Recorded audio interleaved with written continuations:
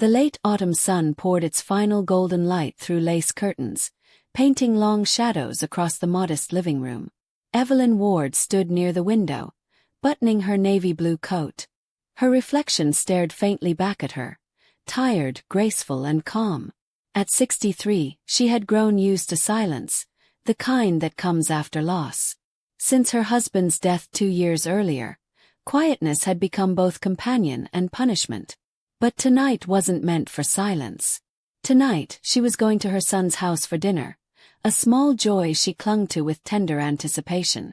She moved around her little house with slow, deliberate care, checking everything twice the way widows do when they live alone. The front door latch clicked once, then twice. The back window slid shut with a sigh. She even kissed the framed photograph of her late husband, Thomas, before leaving. "Wish me luck, love," she whispered softly. The faint scent of lavender polish and old wood lingered in the air, a comforting smell that belonged to another time. When the clock struck 6, Evelyn smiled. She picked up her famous lemon pie from the counter, wrapped carefully in foil, and stepped into the cool evening air. Her small street was quiet, blanketed in orange leaves and fading light. She didn't know that within a few hours, the same home she just locked would no longer feel like hers. Dinner at her son's house was warm and lively.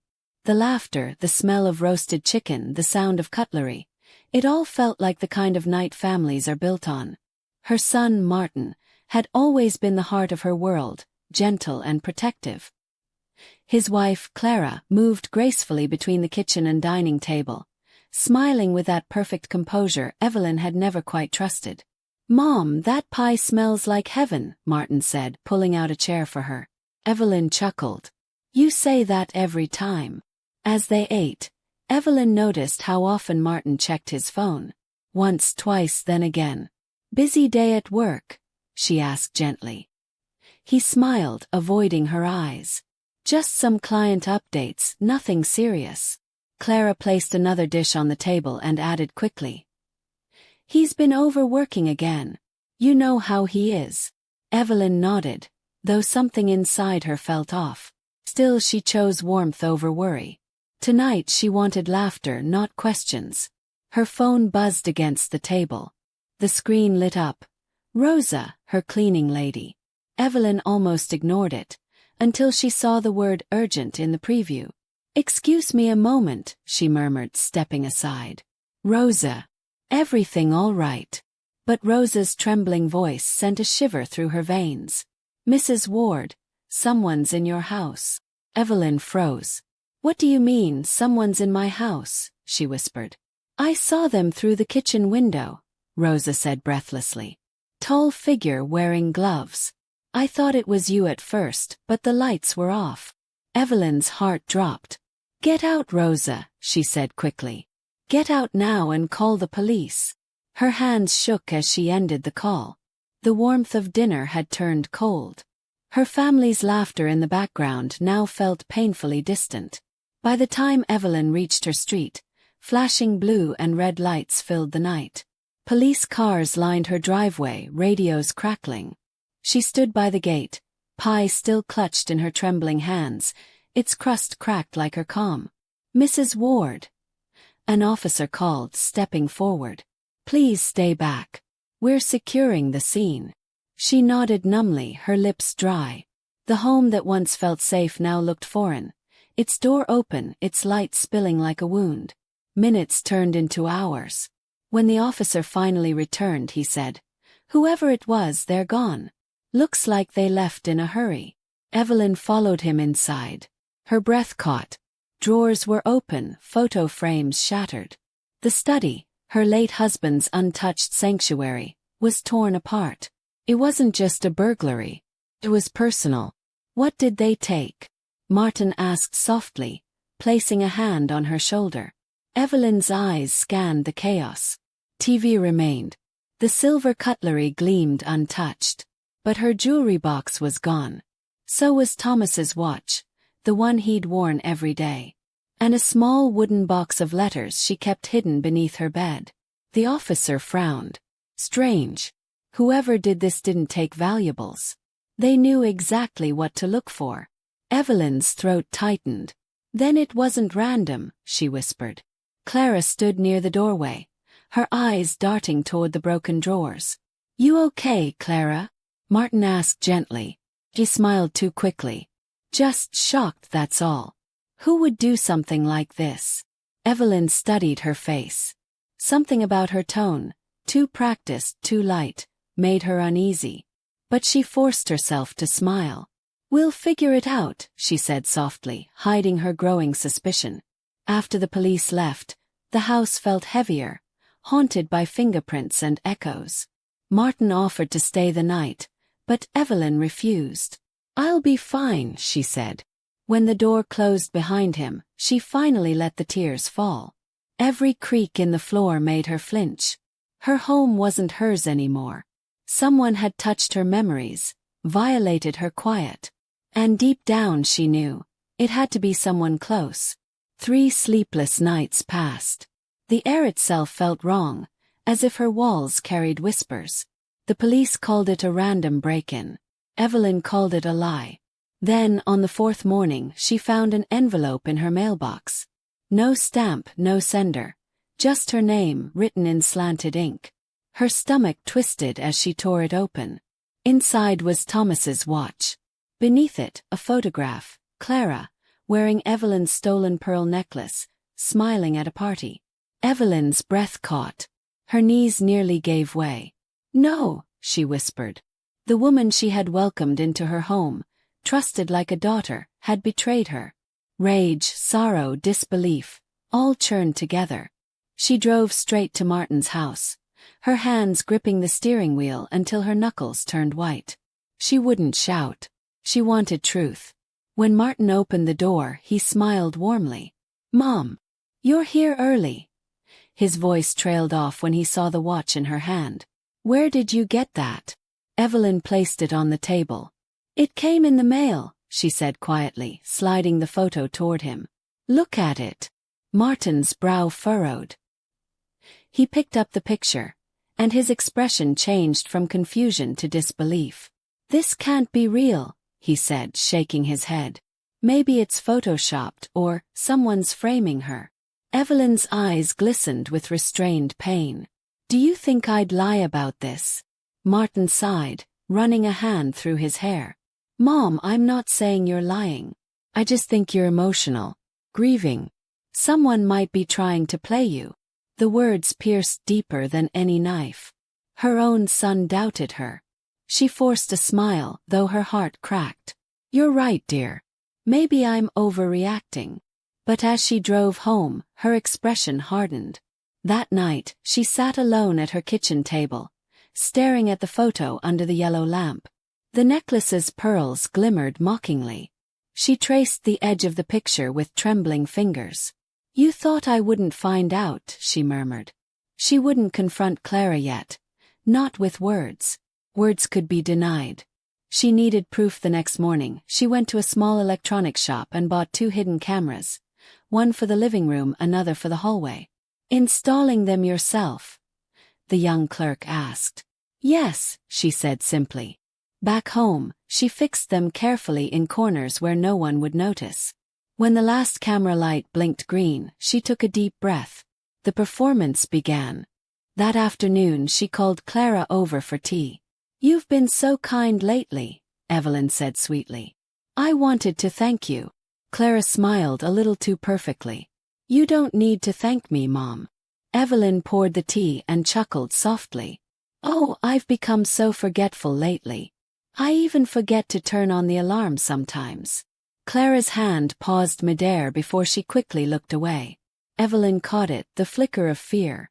Behind her calm face, justice was quietly growing roots. 2 nights later, Evelyn put her plan into motion. She called Martin while Clara was in the room. I'm heading to Mrs. Turner's for dinner tonight, she said loud enough for Clara to hear. Don't wait up for me. Clara smiled faintly, pretending not to listen. That evening, Evelyn parked her car a few houses away, lights off, waiting. Her home stood silent in the dark, like a witness holding its breath. At exactly 9:37, a faint light flickered inside Evelyn's living room. Her heart raced.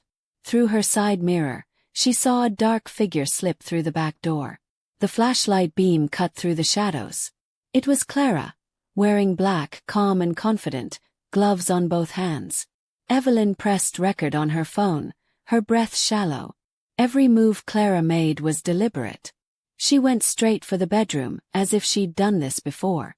Clara knelt beside the dresser, pulling drawers open with practiced ease. She pocketed something small, then moved to the study, rifling through old boxes. Evelyn watched from her car, tears welling behind her fury. Her hands clenched around the steering wheel. "You took my husband's memory, and now you take my peace," she whispered. The camera in the corner caught it all. Every theft, every motion. It was no longer suspicion. It was truth captured in silence. By the time Clara left, locking the door behind her as though nothing happened, Evelyn's tears had dried. She didn't call the police. Not yet. This was bigger than stolen things. It was betrayal. And betrayal, she decided, deserved to be seen, not told. The next morning she watched the footage again and again, each time calmer, colder. Then she picked up her phone and called Martin. "Dinner tonight?" she asked sweetly. "I'm making roast chicken." Martin and Clara arrived just before 7. Evelyn greeted them warmly, wearing a soft blue cardigan and that familiar motherly smile. "You two look lovely," she said, guiding them to the table. The smell of roast chicken filled the room. Clara laughed easily, though her eyes seemed to dart around the house. "You've done so much redecorating," she said lightly. "Trying to keep busy," Evelyn replied. Her voice was gentle, but her gaze didn't waver. As they ate, Clara grew more animated, talking about vacation plans and new jewelry designs. "I'm thinking of starting a small online store," she said, twirling her fork. Martin smiled proudly. "She's got a great eye for style, Mom." Evelyn nodded slowly. "Yes, I can see that," she said, her words laced with quiet meaning. The air felt thicker by the minute. Clara sipped her wine, trying not to meet Evelyn's eyes. The clock ticked louder than usual. When dessert was done, Evelyn stood. "Before you go, I'd like to show you both something," she said. Her tone was calm, too calm. She walked to the television and switched it on. The screen glowed blue for a moment. Then the footage began. Clara, dressed in black, moving through Evelyn's house with a flashlight. The sound of forks clattering filled the room. Martin froze. What is this?" he whispered. Clara's lips parted, but no sound came out. "That's not me," Clara stammered finally. "Someone's framing me, this is fake." Her hands shook as she looked between them. Evelyn met her eyes steadily. "You broke into my home. You stole what wasn't yours. But more than that, you broke something that can't be replaced." Martin's face turned pale. "Clara, is this true?" She reached for his arm, crying, "You have to believe me." But the footage spoke louder than tears. There was no denying it. "Get out," Martin said softly. His voice trembled, but his eyes were hard. "I can't even look at you right now." Clara's tears spilled freely. "Please, I can explain." "Go," he said again, standing. "Just go." She looked at Evelyn, a mix of anger and humiliation burning in her eyes. Then she turned and ran out, her sobs echoing down the quiet street. Evelyn didn't move. She just stood there, watching the door close. Silence filled the house. Martin sat down slowly, burying his face in his hands. "Mom," he said after a long pause. "I'm so sorry." Evelyn placed a trembling hand on his shoulder. "You don't need to apologize, dear. We all want to believe the best of the people we love." Her voice was steady now, the kind of steady that comes only after breaking. Martin nodded weakly. "I should have listened," he murmured. "You trusted her," she said softly. "That's not a crime." In the following days, the story spread quietly through the neighborhood. People whispered about the elegant young woman caught stealing from her mother-in-law. Clara vanished from their lives as quickly as she'd entered them. Evelyn didn't press charges. She didn't have to. The truth had done enough. Still, she spent nights awake, sitting by the window, wondering why love so often turned into betrayal. The house was peaceful again, but not the same. One morning, Rosa stopped by with a fresh basket of bread. "I heard what happened," she said gently. "Do you feel safer now, Mrs. Ward?" Evelyn smiled faintly. "Yes," she said. "Safer, not because the danger is gone, but because I stopped pretending." Rosa nodded, eyes glistening. "You're a brave woman." Evelyn looked out the window. The garden glowed under the morning sun, lilies blooming bright and white. "Maybe," she said softly. "Or maybe just tired of being afraid." That afternoon, Martin visited with tools in hand. "Thought I'd fix the door for you," he said. She smiled, grateful but weary. As he worked, he said quietly, "I can't believe she could do that. She seemed so kind." Evelyn replied gently, "Kindness is easy to fake when it benefits you." He looked at her, guilt in his eyes. "You always see things before I do." She touched his cheek. "You'll see clearly one day too. Pain teaches us."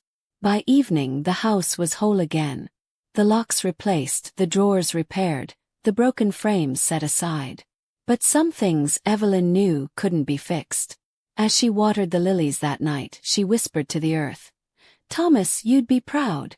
I didn't break. I didn't scream."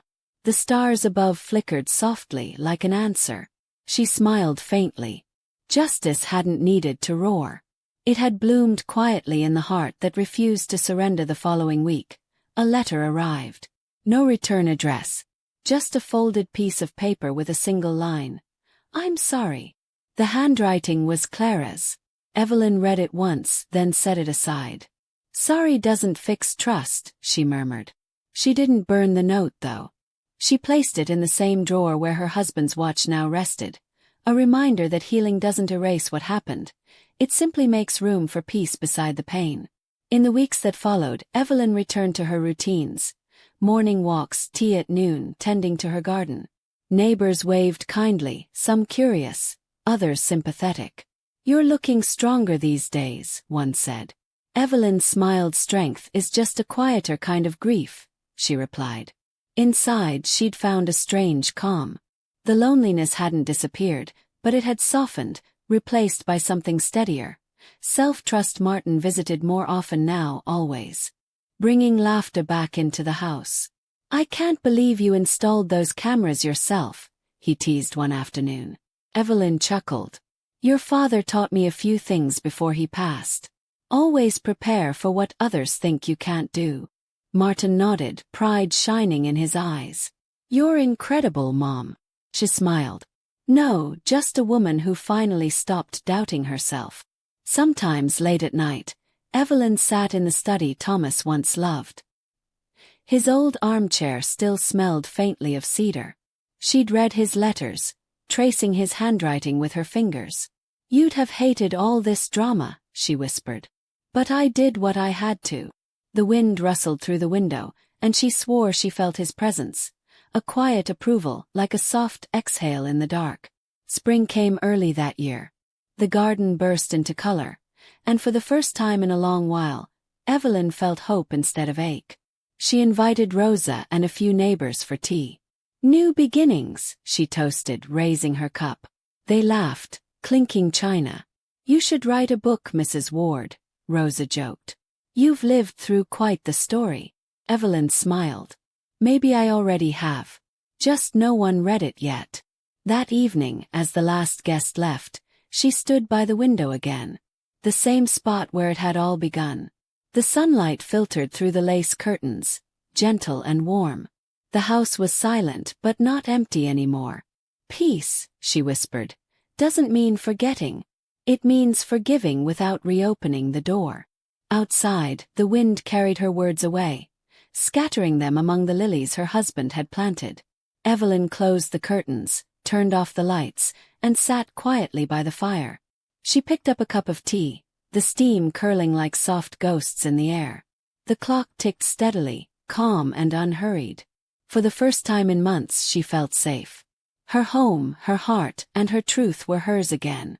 And in that quiet glow, She realized revenge hadn't been her victory. Clarity had. Sometimes peace blooms not in noise, but in knowing you were right all along. Days turned into weeks, and the heavy silence of the house began to feel gentle again. Evelyn filled her mornings with small rituals: watering plants, brewing tea, dusting the framed photographs on the mantel. Each picture held a story, a moment from the life she had built and protected. "You see, Thomas," she whispered one morning, "I didn't let them take it all." Outside, sunlight spilled over the roses, turning their petals into soft gold. One afternoon, she stopped by the police station to return the flash drive containing the footage. The officer who had helped her before looked surprised. "You don't want to file this officially?" he asked. Evelyn shook her head. "The truth already did what the law couldn't. My son knows. That's enough." He nodded slowly. "You're one of the calmest victims I've ever met." She smiled faintly. "That's because I decided not to stay one."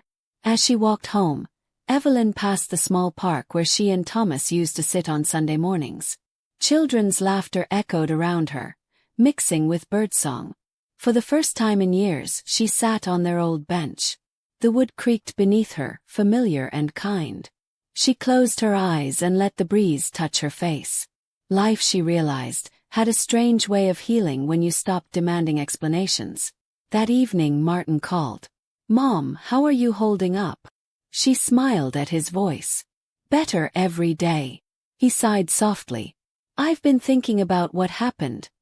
About Clara. I don't know if I can ever forgive her." Evelyn paused. "Forgiveness isn't for her, my dear. It's for you. Anger's a heavy thing to carry." There was silence, then a small laugh. "You always make things sound simple." "Because they are," she said gently, "once you stop fighting the truth." The next Sunday, Martin visited with groceries and coffee. "You shouldn't be lifting all this alone," he said, setting bags on the counter. Evelyn chuckled. "You forget I raised you. I carried heavier things than this." He grinned, shaking his head. They spent the afternoon cooking and talking. For the first time since his father's death, they laughed freely like old times. When he left, he hugged her tightly. "You're stronger than anyone I know," he said. She smiled. "I had to be." That night, Evelyn found herself standing before her husband's portrait again. "You were right," she murmured. "People reveal themselves when they think no one's watching." Her fingers brushed the edge of the frame. "But I've learned too. I've learned that strength isn't in the shouting, it's in the stillness after." The clock chimed softly in the background, and she could almost hear Thomas's deep chuckle in reply. Weeks later the doorbell rang. Evelyn opened it to find Clara standing on the porch, her eyes red, hands trembling. "I just wanted to say I'm sorry," she whispered. "You don't have to let me in. I only wanted you to hear it." Evelyn looked at her for a long moment. Then she said quietly, "I already heard it in your letter." Clara swallowed. "I wish I could undo it." "So do I," Evelyn replied softly. "But that's not how time works." She closed the door gently, not in anger but in peace. After that day, Evelyn rarely thought of Clara again. Not with bitterness but with distance. Some ghosts, she realized, don't need to be exorcised. They just need to be acknowledged. The house no longer carried the echo of betrayal. Instead, it hummed with new beginnings. She started painting again, something she hadn't done since Thomas died. Her first canvas was simple, a vase of lilies beneath soft light. She titled it after the storm. When Rosa came by for her usual cleaning, she stopped before the painting. "It's beautiful," she said. Evelyn smiled. "It's how peace feels." Rosa nodded, then asked, "Do you ever wish you'd done things differently?" Evelyn thought for a moment. "No," she said finally. "Pain teaches you what peace really means. I wouldn't trade that lesson for anything." Rosa squeezed her hand. "You're remarkable, Mrs. Ward." "No," Evelyn said softly. "Just awake." Spring turned to summer. Evelyn spent more time in her garden, pruning roses, humming old songs under her breath. Neighbors often waved from across the street, admiring her flowers. "You've got magic hands," one of them said. Evelyn laughed. "Just patient ones." She had learned patience the hard way, through silence, through loss, through betrayal. And now, every bloom felt like proof that life always finds a way to begin again. Martin surprised her one afternoon with a puppy, a tiny golden retriever with curious eyes. "Meet Scout," he said, laughing as the dog darted into the living room. Evelyn bent down, letting it lick her hand. "Oh, you little rascal," she said warmly. "You're trouble already." "Good trouble," Martin said. "You need company." She smiled. "I think you're right." For the first time in years, laughter echoed through her home again, bright and alive. Every morning after that, Scout followed Evelyn through the house as she cleaned, gardened, and made tea. Sometimes she caught herself talking to him like an old friend. "Don't dig near the lilies, darling," she'd scold playfully. The puppy wagged his tail, unbothered. The house that once felt haunted now felt whole again, its rooms filled with new, innocent energy. Even the shadows seemed gentler. One evening, Martin joined her on the porch. "You know," he said, watching Scout chase butterflies, "I think Dad would be proud of you." Evelyn smiled. "I hope so. I tried to handle things the way he would have." "You did even better," Martin said softly. "You taught me that love doesn't mean blindness." She nodded. "Love is clear-sighted, Martin. It sees everything and still chooses grace." After he left, Evelyn sat quietly on the porch swing, the sun melting into the horizon. The air smelled of cut grass and peace. She thought of all she had lost, and all she had gained back in return. Betrayal had broken her, but truth had rebuilt her, piece by piece. "Thank you, life," she whispered, "for not ending where the pain began." The wind rustled through the trees, as if agreeing. That night she opened her journal and began to write. Not about anger, not even about Clara, but about survival. "Maybe," she wrote, "we only find strength when something tries to take it from us." Her handwriting trembled, but her heart was steady. She closed the notebook and smiled. Tomorrow she would start a new chapter, one without fear. One where her past was not a wound, but a scar, proof she had healed. As months passed, the neighborhood slowly forgot the scandal. To them, Evelyn was simply the kind widow with the perfect garden and the cheerful puppy. Only a few knew the story behind her calm smile. Sometimes she caught neighbors glancing at her with curiosity. She didn't mind. "Let them wonder," she'd say to Scout. "Some stories are better when they stay half told." Autumn returned, soft and gold. Evelyn sat by her window, watching the leaves drift down like slow rain. It reminded her of that first night, the pie, the laughter, the phone call that had changed everything. But instead of pain, she felt gratitude. If it hadn't happened, she told herself, I might never have learned how strong I am. She sipped her tea, eyes reflecting the fading light. Sometimes the worst things uncover the best parts of us. Martin called that evening. "I've been offered a new position," he said excitedly. "Different city, bigger challenge." Evelyn smiled. "That's wonderful, my love. You deserve it." He hesitated. "You'll be okay here alone." She laughed softly. "I've been alone before, and I made peace with it. Don't worry about me. Go build your life." His voice wavered. "I'll visit often." "I know," she said. "And that's enough." When the day came for him to move, Evelyn stood by the gate as his car disappeared down the road. Scout sat beside her, tail still. She whispered, "You're never really alone when peace lives inside you." Then she turned toward her home.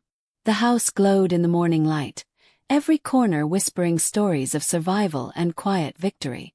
She had lost much, but she had kept herself, and that, she knew, was everything. That night, as the moon hung high over the quiet street, Evelyn lit a single candle and placed it by her husband's photograph. "We're all right now, Thomas," she whispered. The candle flickered, reflecting in the glass like a soft smile.